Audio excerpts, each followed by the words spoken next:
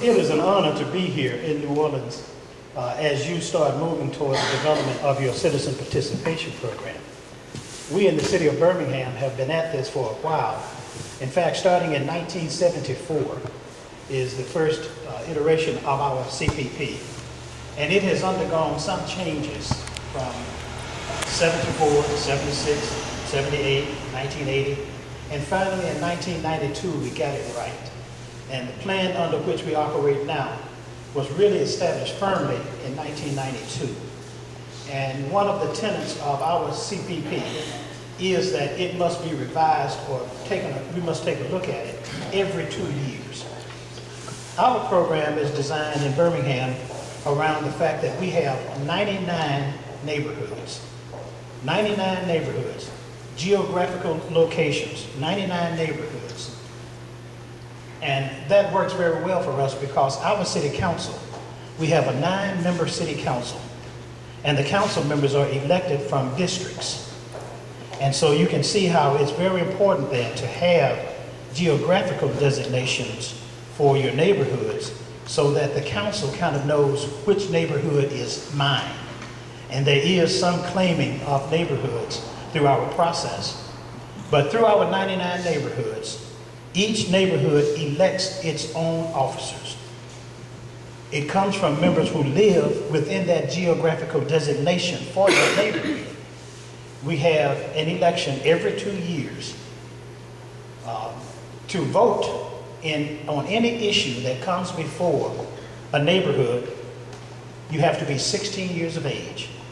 Or shall I say only 16 years of age. And that allows you to vote on any issue that comes before that neighborhood. In order to be an officer in that neighborhood association, you must be 18 years of age. You must be at least 18 years of age and have attended a minimum of 4 neighborhood association meetings within the past 12 months. In other words, you don't want a person to walk in charismatic and gets elected and not know anything about what's happening in the organization. But it does allow young people to take an interest in government.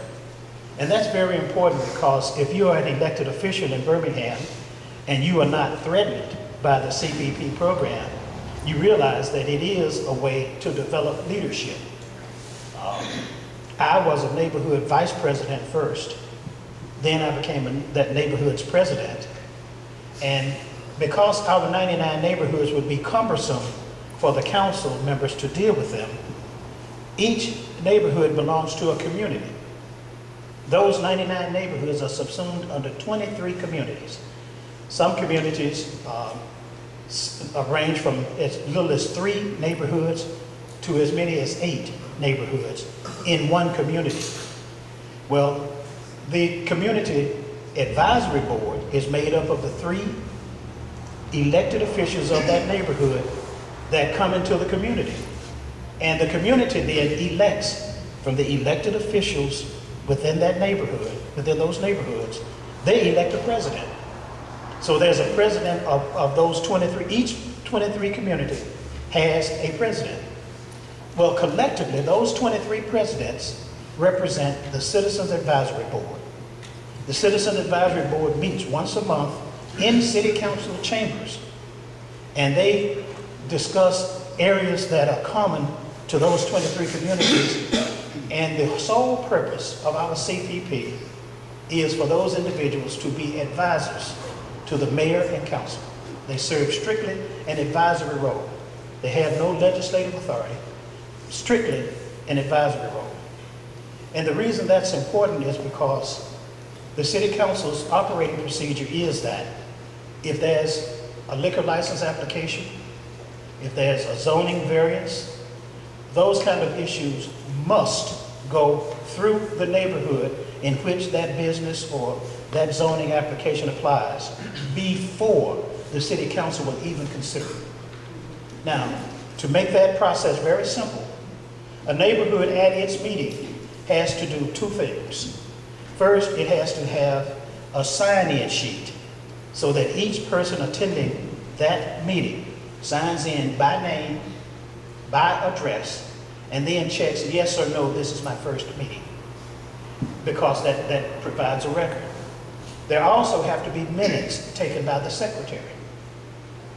But those minutes and the attendance sheets have to be advanced to City Hall not later than 10 days following that meeting. That's what our CPP calls for. So you can imagine then, there's an official record. If ever there is any discussion, there's an official record. Most of the time when our council looks at a liquor license or a zoning application, the first question that comes up is, has it been to the neighborhoods? And someone, usually the director of our Office of Community Development, will indicate yes, or the chairperson of that committee on the council will indicate yes, and the vote was thus and so. Just because a neighborhood voted for something or against something doesn't mean that that becomes dicta. Oftentimes the council has to take into considerations the ambit of its total knowledge to vote on that particular issue. So sometimes the neighborhood might vote yes for a liquor license and the city council votes no. Or the neighborhood might vote no for a liquor license or a zoning and the city council votes yes. But the neighborhood understands that it has been heard. And that's very, very important, that it feels that it has been heard. Our CP has been in existence for so long that business owners or potential business owners understand the process. And they don't view it as an onerous burden to them to go to a neighborhood prior to having it advanced to the council. And that works very, very well for us. And that way, you kind of stay in touch. And as I said, it provides a whole series of enlightened individuals. 6 of our 9 council members were neighborhood officers. Wow. 6 of our 9 were neighborhood officers, just as I was a vice president, a president, a community vice president. Then I went to the city council and then on to mayor. But you can see that it provides a cadre of individuals to come along that are well versed in what's happening in the city. So the CPP is very important. I cannot stress to you enough that I know that in a city such as New Orleans that is trying to do it for the first time, you're going to gore somebody's ox. Okay, just understand that. Someone already has a neighborhood association that feels that power is going to be taken away from them if you start establishing new boundaries and start assigning new responsibilities. But imagine the citizens in those neighborhoods having a feeling that my voice is being heard by those who have to make the decision. In Alabama, by virtue of the Mayor Council Act of 1955, the city council is the governing body of the city. It is the policymaker body for the city. As mayor, then that mayor has to administrate and carry out those things. One last thing I'll say before I turn it over to a city council member with whom I served when I was on the council. The city of Birmingham provides support. You don't just elect officials and then expect them to become, I don't know, by some miracle, able to do what needs to be done. So our CPP calls for once every 2 years when that election is held, that there's a training session for those who have been elected to the leadership positions. Something as simple as Robert's Rules of Order, how to conduct a meeting, is very, very important if you intend to have order and not have chaos through the process. So that happens. In fact, Don Lupo will speak to the fact of one that he had just a few weeks ago, where the room was so crowded people had to stand around the room for a training session. That's how important that is. Lastly, in the city of Birmingham, through the budget, the general fund budget of the city, funding is provided to our neighborhoods, not directly in their pockets. There's an account held at City Hall for that particular neighborhood. And the neighborhood can use those funds as it sees fit. Now, that doesn't in any way negate the responsibility of the city to do what it's supposed to do. Police, fire, garbage pickup, those kinds of things, parks and recreation still go on. But what the neighborhoods are allowed to do is to embellish that which the city does. For instance, when I was mayor, the neighborhoods received $10,000 a year in the general fund budget. So every year, $990,000 was in the budget, and the council approved that. There was one stipulation. The stipulation was that the neighborhoods had to spend 70% of their funding on capital projects.